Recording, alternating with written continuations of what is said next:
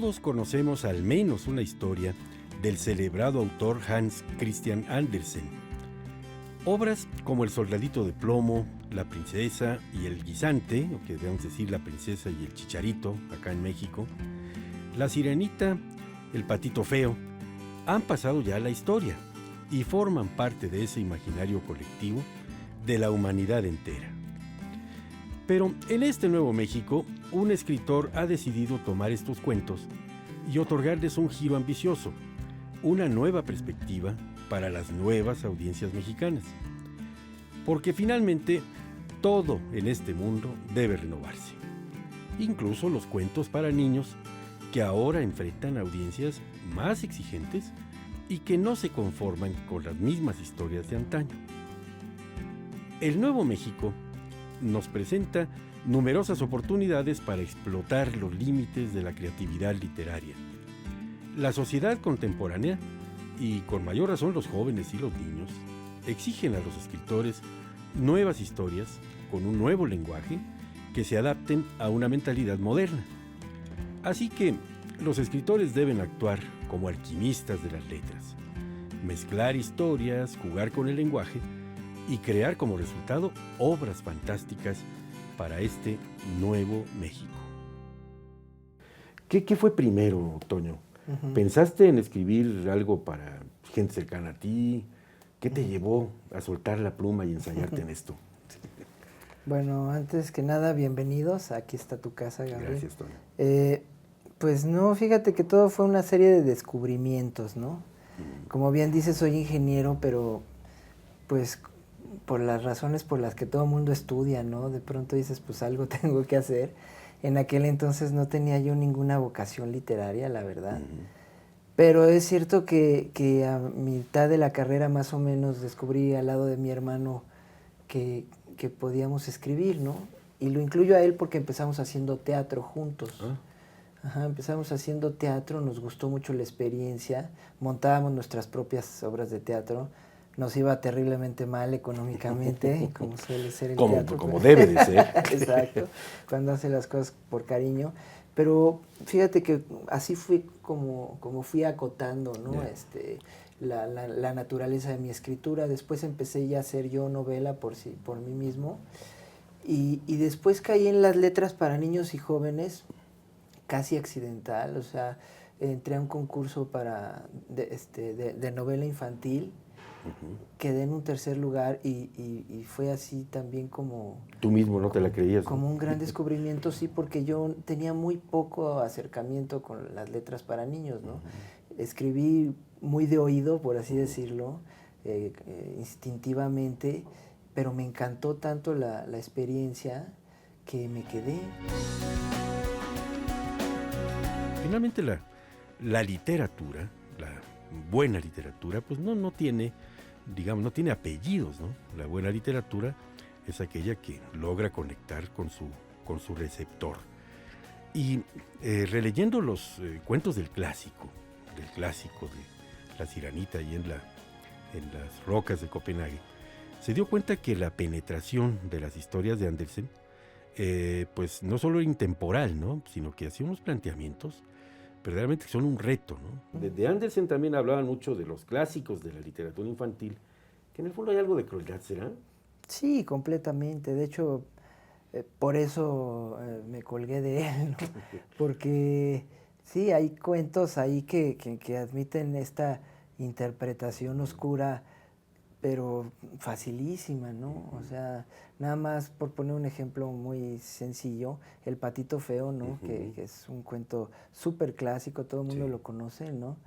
Pero nadie se ha puesto a pensar, o tal vez sí, mucha gente, pero ahí yo lo único que hago es como mostrar la posibilidad de que el patito feo al final abrigara un rencor tremendo, ¿no? Ajá. Porque no sería nada raro. Exacto, no sería nada raro, y eso es como más de la condición humana que lo que resulta al final que es un cisne hermoso y perdona a todo el mundo, pues no sabemos, ¿no? Los niños están abiertos porque ellos mismos piensan la realidad en clave de lo que están descubriendo, ¿no? Y se plantean la realidad en dos planos, muy compleja, ¿eh? La realidad que se les ofrece directa como explicación y la que ellos inventan, a la que ellos recurren, digamos, para hacer más viva su experiencia, ¿no? No hay mente más fértil, más plástica, digamos, para la literatura que la mentalidad infantil. De pronto creo que es lo que más funciona, ¿no? Este tipo de literatura es muy desenfadada, ¿no? Claro. Y eso atrapa, ¿no? De entrada, y creo que en ese sentido también funciona muy bien para grandes, ¿no? Curiosamente, los chicos acogen este tipo de letras, pero un adulto que agarra un libro que está, entre comillas, dirigido a este sector, también lo disfruta bastante bien, ¿no? Pues fíjate, eso me pasó con de la más densa tiniebla, porque literalmente yo me puse en la piel de Karen, ¿sí? y anduve por ahí deambulando por los vericuetos de ni más ni menos que de Andersen, sí. que es digamos, el espejo que tú tomas aquí, ¿no? Sí. Y además la historia es muy, muy interesante, hasta me pareció que tenía matices de las 1001 noches, ¿no? Porque está ahí atrapada, ¿no? Tiene que cumplir ciertas condiciones. Esto es despertar en la imaginación también, que el niño recree la obra en términos de su propio mundo, me imagino, ¿no? Porque y aparte es complejita esta cosa de Karen y la más densa tiniebla, ¿eh? Yo no sé si has tenido retroalimentación de público juvenil o infantil que te diga, oye, yo encontré tal o cual cosa en este libro. Sí. Aquí, justo atrás, en donde hacen como esta recomendación de a quién va dirigido, bien ponen los del naranjo, para niños lectores. Para niños lectores, es decir, qué bonito. Si no es así como una lectura como de iniciación, ¿no? No, es para como niños para que ya niños tienen que el ya hábito. tienen cierta cancha, sí. Ajá.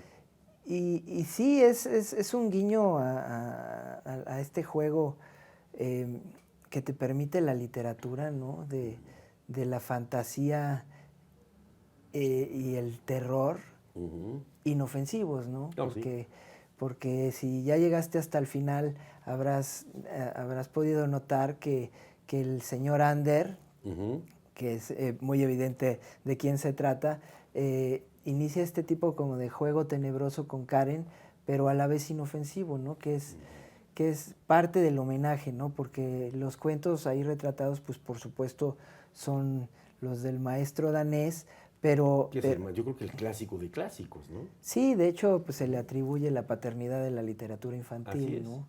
Y justo porque lo que él hizo fue como aventarse, ¿no? Como que en un mundo en el que ni la infancia existía, ¿no? Ah, claro, si no contaba en ese mundo la infancia, exacto, ¿verdad? sí, como que los niños eran vistos como mano de obra barata, ¿no? No tanto como esta ternura que ya se le atribuye a partir del siglo XX. Pero te digo, tiene mucho que ver este homenaje a Andersen, pero además también a la literatura en general, a la palabra, ¿no? Que de pronto pues es en lo que está basado prácticamente todo el mundo del entretenimiento. Para Tonio Malpica, lo más misterioso con lo que se puede topar un niño es la palabra.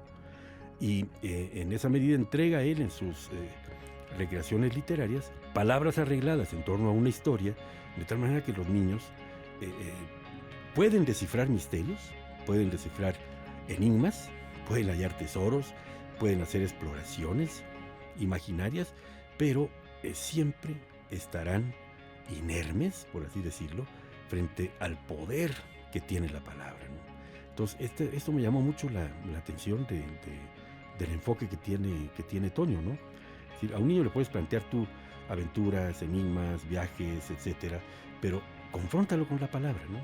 Porque la palabra es el vehículo por el cual él va a navegar esos libros, se va a instalar en su realidad paralela, y para explicarla el niño pues tendrá que usar palabras. ¿Cómo te leen fuera de México?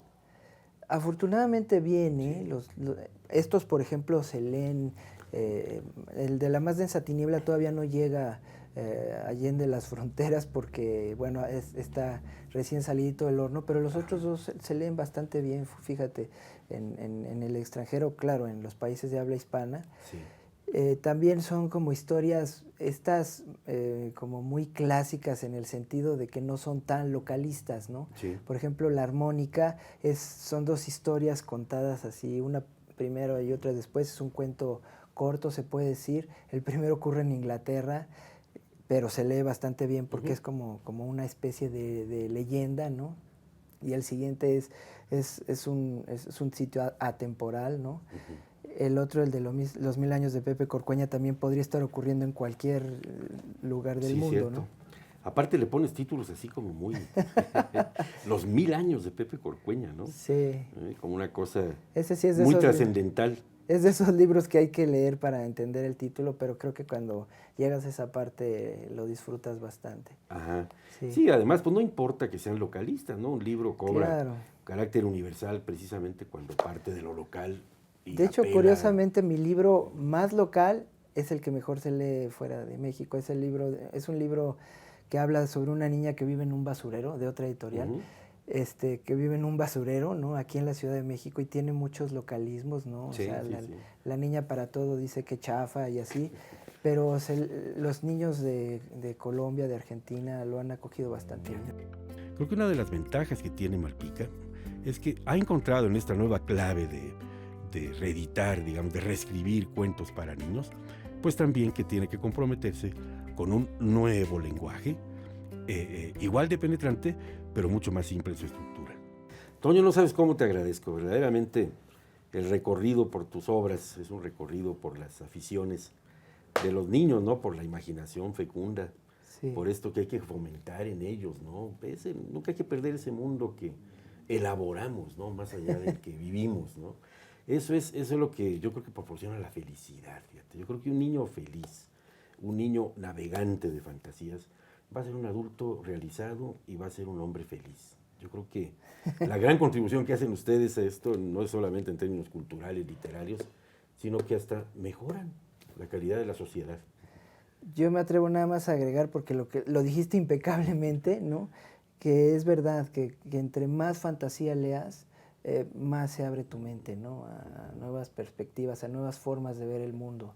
Sí. Entonces yo también por eso soy un gran partidario de despegar los pies del suelo, ¿no? Claro. De los libros en donde hay dragones o robots o vampiros o lo que sea, porque eso te hace ampliar tu perspectiva, ¿no? Y eso, sí, cura, restaña y fortalece el tejido social. Tal cual. Mi querido Toño, gracias por recibirme en tu casa. No, te agradezco por esta plática tan agradable. Aquí está tu casa, de verdad.